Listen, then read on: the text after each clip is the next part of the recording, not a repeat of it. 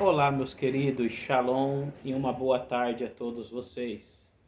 Nesse momento, estaremos compartilhando conteúdo relacionado à disciplina de Panorama do Antigo Testamento, curso Bacharel em Teologia, modalidade EAD, modalidade à distância. Esta é a segunda aula.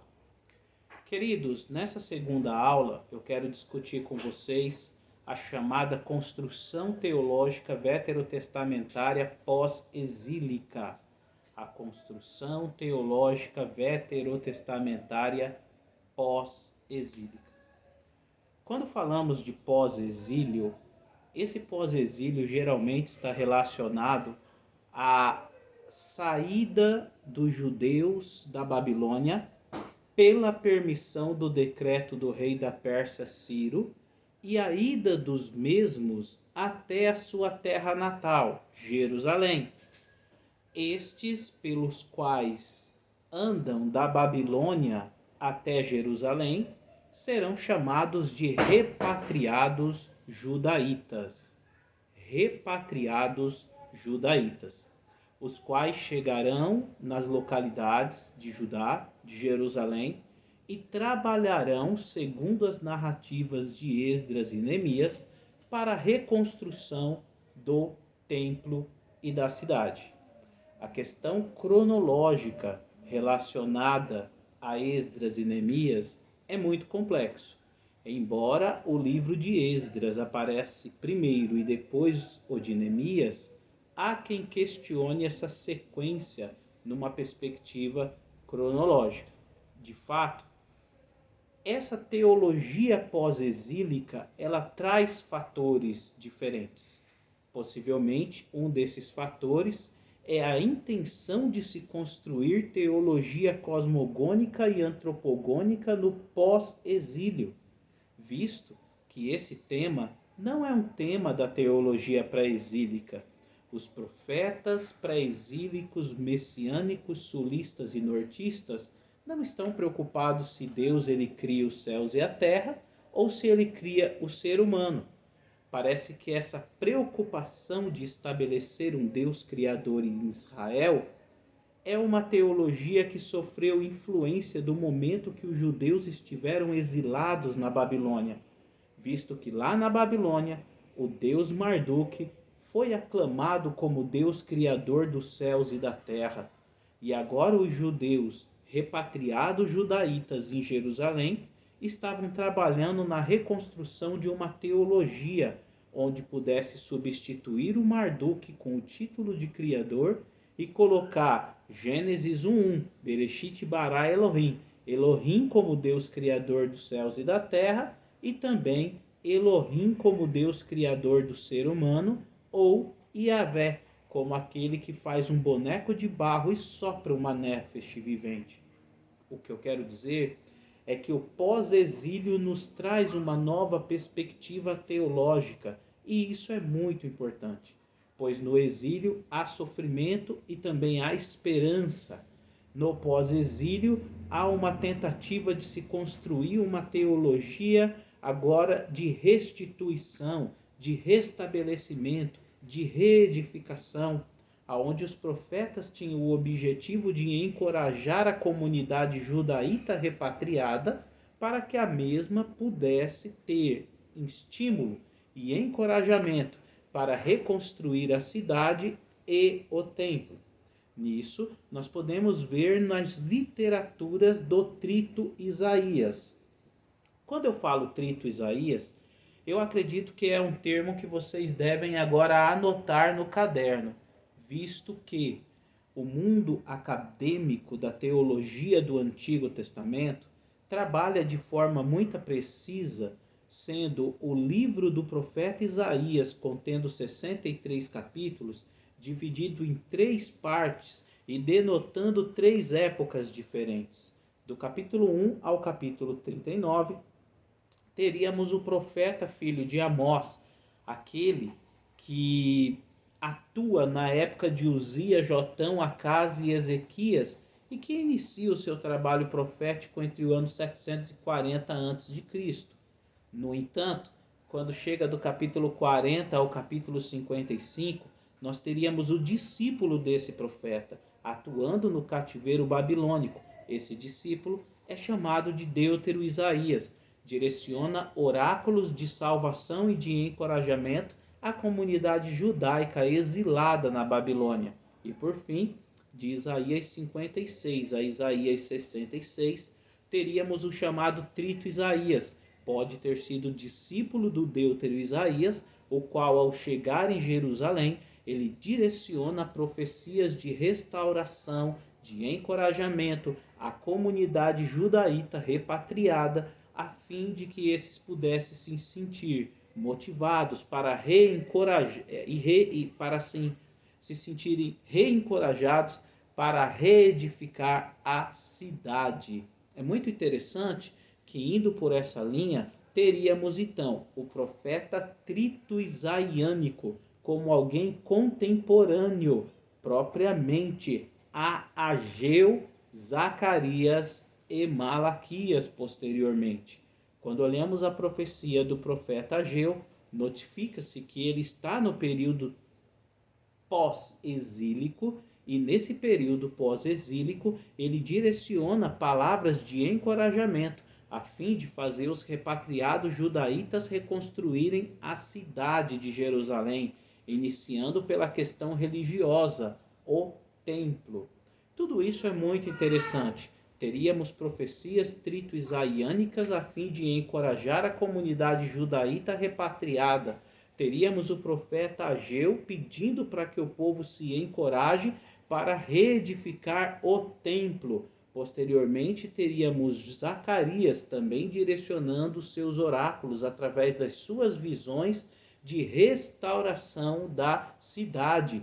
E, enfim, teríamos o profeta Malaquias trazendo uma espécie de briga, batalha entre o seu pensamento profético e um pouco das características sacerdotais daquele período pós-exílico.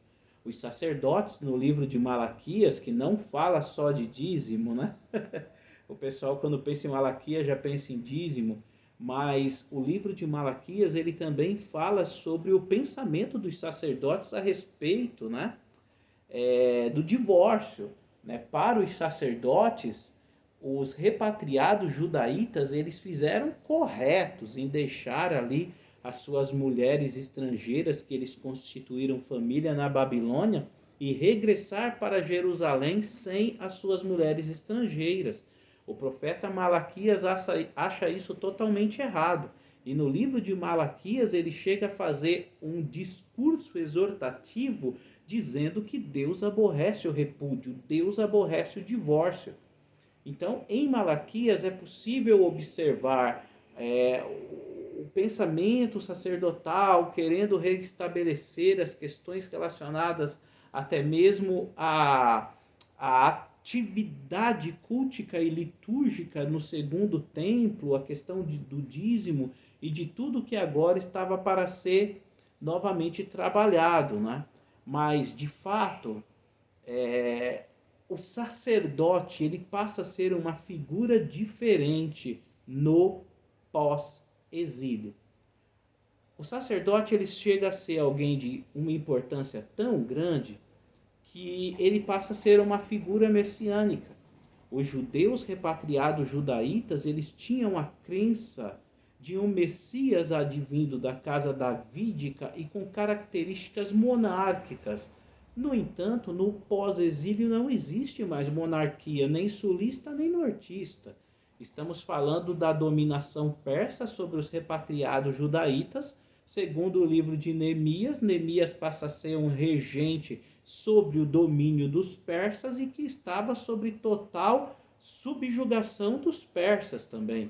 Ou seja, Neemias é um governador da Judéia no período pós-exílico, colocado para reerguer os muros de Jerusalém, a fim também de trazer tudo o que os persas deveriam saber sobre a cidade, se aqueles muros não subiriam na cabeça dos judaítas para que os mesmos talvez pensassem em não pagar mais os impostos, levantar uma revolta contra o rei da Pérsia.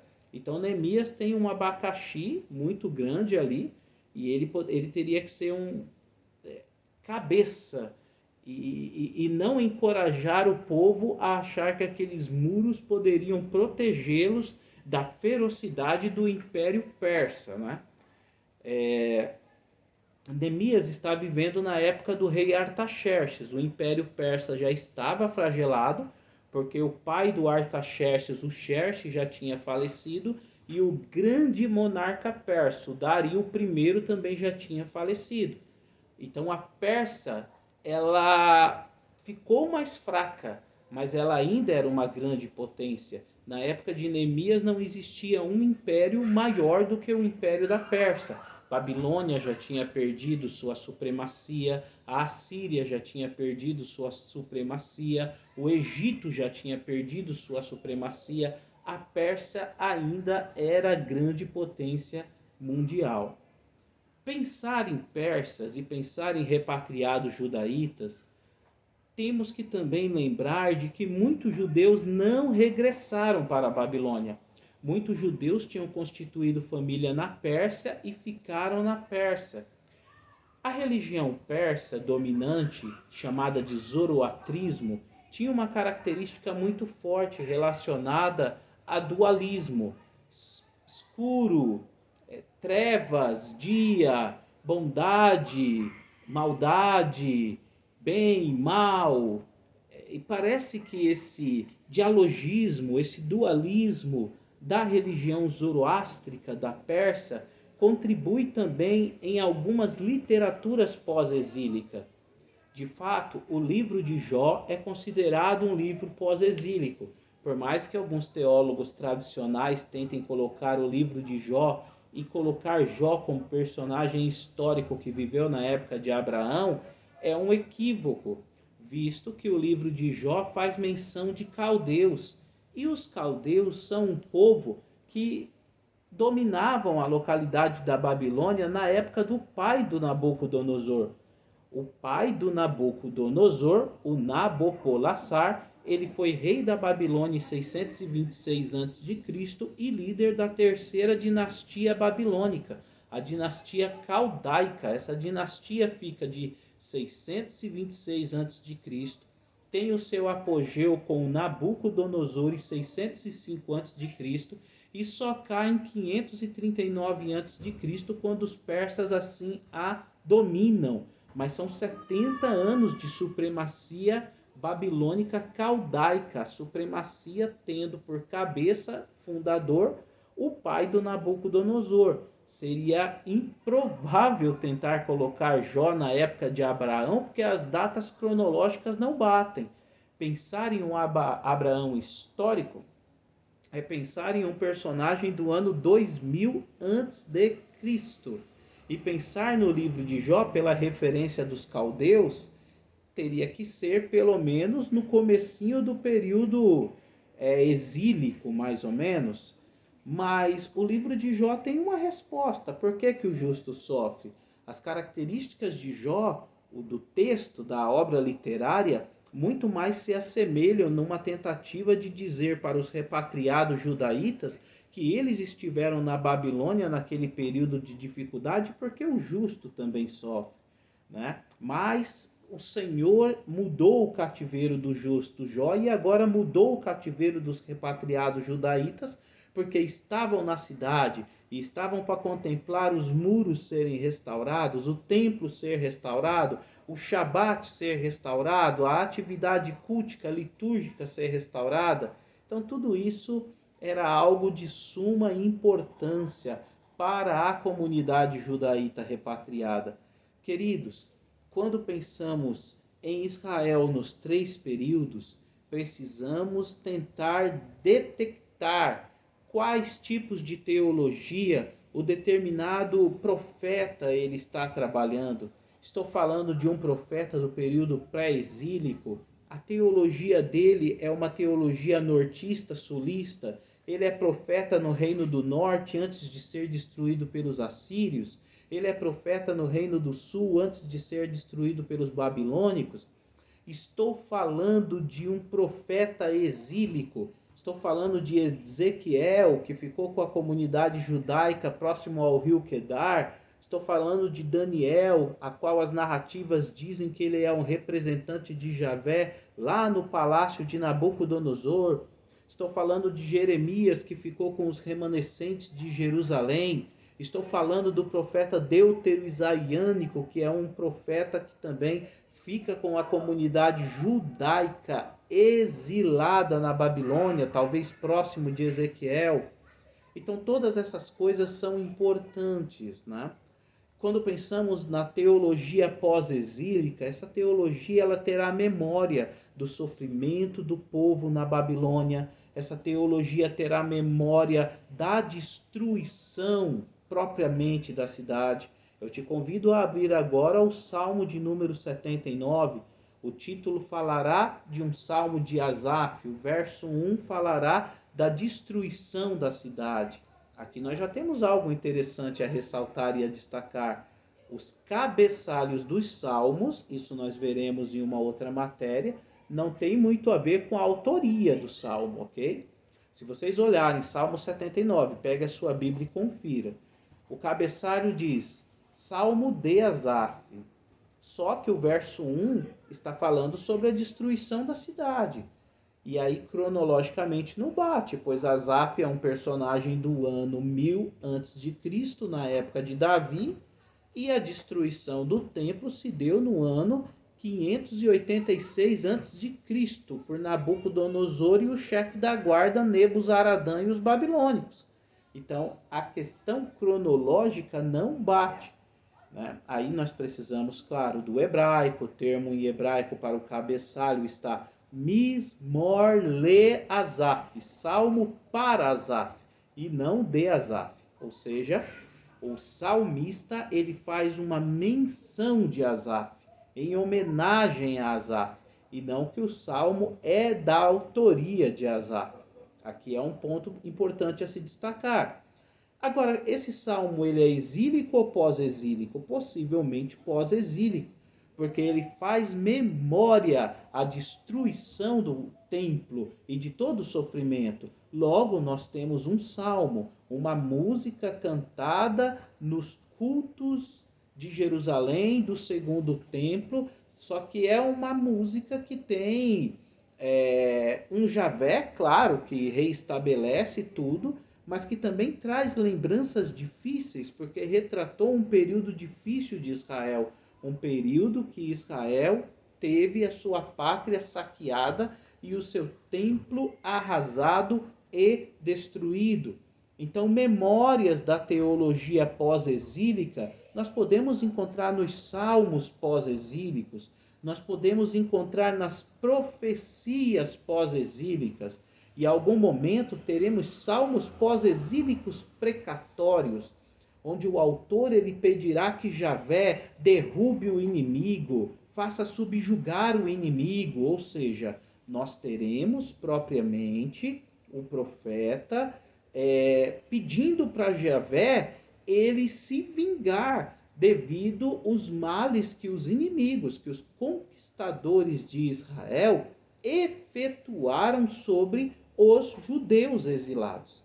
Então, queridos, a cada período nós temos um tipo de teologia. Período pré-exílico nortista tem um tipo de teologia. Período pré-exílico sulista tem um outro tipo de teologia. Período exílico, profetas do exílio, tem um tipo de teologia. E comunidade judaica dos repatriados judaítas terá um outro tipo de teologia. Uma teologia que pode vir da memória de um Deus criador, livro de Gênesis. Uma teologia que pode ter a memória de um Deus que pode se vingar, os salmos precatórios, ou uma memória de destruição, Salmo 79, a destruição de Jerusalém, do templo.